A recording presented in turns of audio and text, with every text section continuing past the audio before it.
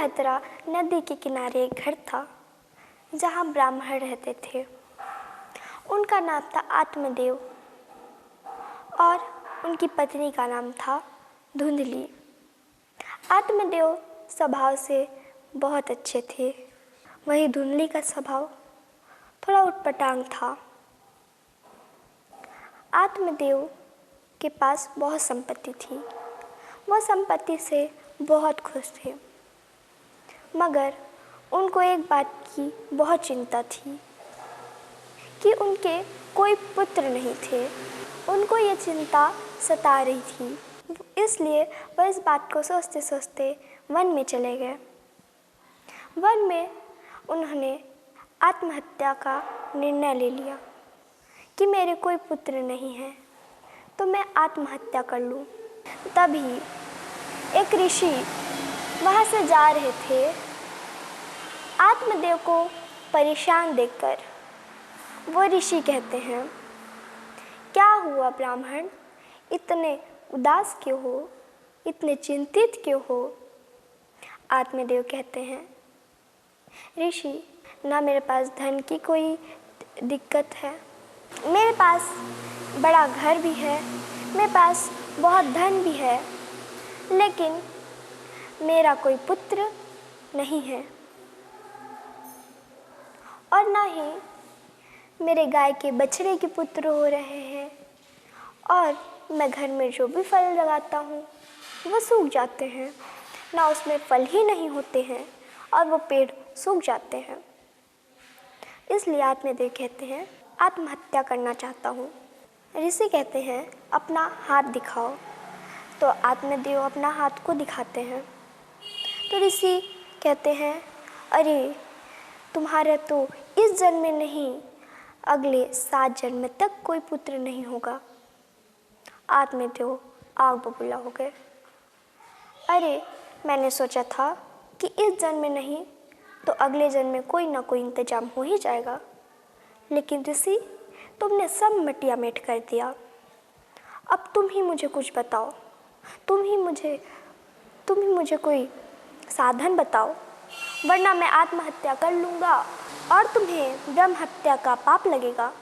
ऋषि डर गए और उन्होंने कहा, रुको मैं कुछ सोचता हूँ। तभी उन्होंने अपनी झोली से एक फल निकाल के दिया। उन्होंने कहा कि ये फल तुम अपनी बीवी को खिला देना, कुछ महीनों बाद तुम्हारा बच्चा हो जाएगा। आत्मदेव खुशी खुशी अपने घर चले गए और अपनी पत्नी धुंधली को बुलाते हैं। धुंधली भागे भागे आती है और बोलती है, क्या हुआ? आत्मदेव कहते हैं, ये देखो मैं तुम्हारे लिए फल लाया हूँ, इससे तुम्हारा बच्चा हो जाएगा। धुंधली कहती है, ये किसने दिया? आत्मदेव कहते हैं, ये मुझे एक ऋषि ने दिया। उन्होंने कहा, इसे खाने के बाद कुछ महीने बाद तुम्हारा बच्चा हो जाएगा। धुंधली कहती है, मैं इसे तो खा लूँगी, लेकिन अगर इससे कुछ हो गया मुझे तो, और अगर घर में आग लग गई तो मैं भागूंगी कैसे? आत्मदेव ने उन धुंधली को फल दे दिया। धुंधली उस फल को लेकर अंदर चली गई और सोचने लगी, मैं इस फल को खाऊं या नहीं। ये फल तो मैं खा लूँगी, मगर इससे मेरा पुत्र नहीं हुआ तो? वो अपने सारे गली मोहल्ले में बताने लगी। तो कुछ लोग कहते कि फल खा ले, और कुछ लोग कहते थे कि कहीं कोई ढोंगी बाबा होगा तो, और ये तुझे फल दे दिया और तुझसे मर गई तो? धुंधली किसकी बात सुने, ये उसे खुद ही पता नहीं। वो ये समस्या अपनी बहन के पास लेके जाती है। वो अपनी बहन को सारी समस्या बताती है। उसकी बहन कहती है कि तू ये फल मत खा, मेरा बच्चा होने वाला है, जब ये मेरा बच्चा होगा तब मैं तुझे अपना बच्चा दे दूँगी। वैसे भी तेरे घर में कोई गाय का बछड़ा नहीं है, तो तू ये फल गाय को खिला दे, इससे पता भी चल जाएगा और इससे किसी को शक भी नहीं होगा। धुंधली तो बहुत खुश प्रसन्न हो गई और वो फल जाकर गाय को खिला दिया। और आत्मदेव ने सोचा कि धुंधली ये फल खा गई। कुछ महीने बाद जब उसकी बहन का बच्चा हुआ तो वो उसे रात में उसे दे दिया और धुंधली ने सबको ये बता दिया कि मेरा पुत्र हो गया। आत्मदेव खुशी से नाचने लगे। धुंधली भी बहुत प्रसन्न हो गई। तभी आत्मदेव ने इसका नाम रखने का सोचा तो धुंधली ने मना कर दिया, कहा कि मेरा पुत्र है, इसका नाम मैं रखूंगी। और उसने अपने पुत्र का नाम रख दिया धुंधकारी। कुछ महीने बाद गाय का भी बछड़ा हुआ। आत्मदेव तो बहुत ही खुश कि पहले तो गाय का ना बछड़ा होता ना फल, और अब बहुत ही खुशी हो रही थी उसे। वो बहुत प्रसन्न हो गया और उसने, मगर जो गाय का बछड़ा था उसका बस कान गाय के जैसा था, बाकी उसका पूरा शरीर इंसान के जैसे था। तो आत्मदेव ने उसका नाम रख दिया गौकर्ण। बड़े होकर धुंधकारी बहुत ही कुटिल स्वभाव का था और जो गौकर्ण था वो बहुत ही अच्छे स्वभाव का था।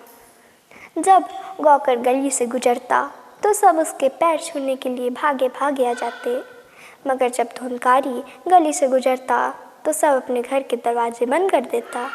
धुंधकारी इतना दुष्ट था कि अगर किसी का बच्चा होता तो उसे कुएं में फेंक देता, कितने बच्चों को परेशान करता, किसके बहुत के धन लूट लेता। इससे परेशान होकर आत्मदेव वन में चले गए और धुंधकारी अपनी माँ से पूछता कि बता, तूने सारा धन कहाँ रखा है। धुंधली डर के मारे कुछ न कह पाती और उसने भी अपनी आत्महत्या कर ली।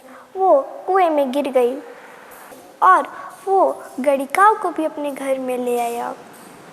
गणिकाओं को प्रसन्न करने के लिए वो धन लूटने लगा। वो किसी का धन लूटता और गणिकाओं के लिए बाजार से अच्छे अच्छे श्रृंगार ले आता, परंतु गणिकाएँ इससे भी प्रसन्न नहीं हुई। तो उन्होंने रात को निर्णय लिया कि वो धुंधकारी को मारकर उसका सारा धन ले लेगी। उसने रात को धुंधकारी को मारने का निर्णय कर लिया और वो धुंधकारी को मारने के लिए उसके कभी हाथ पैर बांधती, कभी उसे मारती, कभी, लेकिन धुंधकारी ऐसे नहीं मरा। तब उन्होंने उसे बांधकर जला दिया। धुंधकारी इतना पापी होने की वजह से एक प्रेत आत्मा बन गया।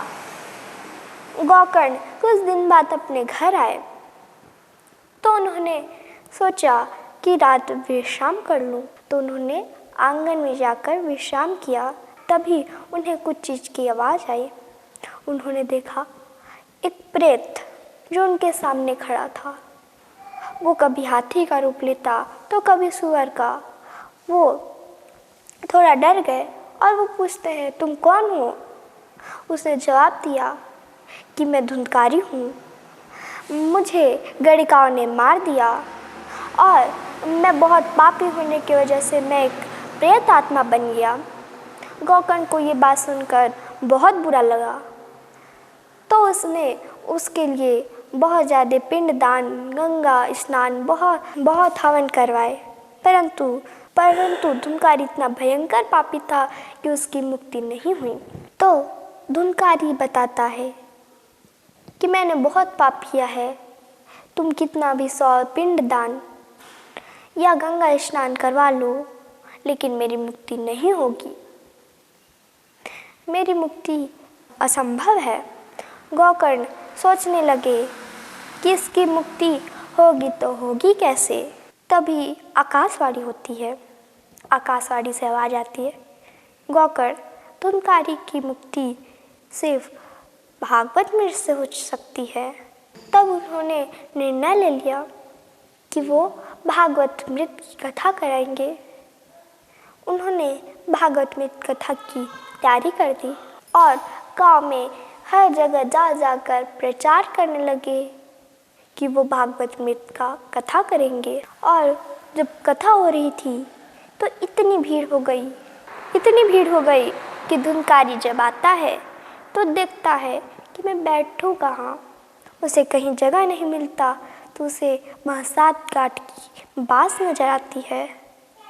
वो वहाँ जाकर घुस जाता है और कथा सुनने लगता है। जैसे जैसे दिन बीतते जाता वैसे वैसे ही हर दिन एक एक गांठ खुलती जाती है और 7 दिन में 7 गांठ खुल जाते हैं। और जब 7 गांठ टूटते हैं तो सुंदर एक विमान आता है। गोकर्ण उसे देखकर प्रसन्न हो गए। धुंधकारी वो विमान धुंधकारी को लेने आए थे। गोकर्ण जी ने वो विमान देखा, सभी श्रोताओं ने विमान देखा।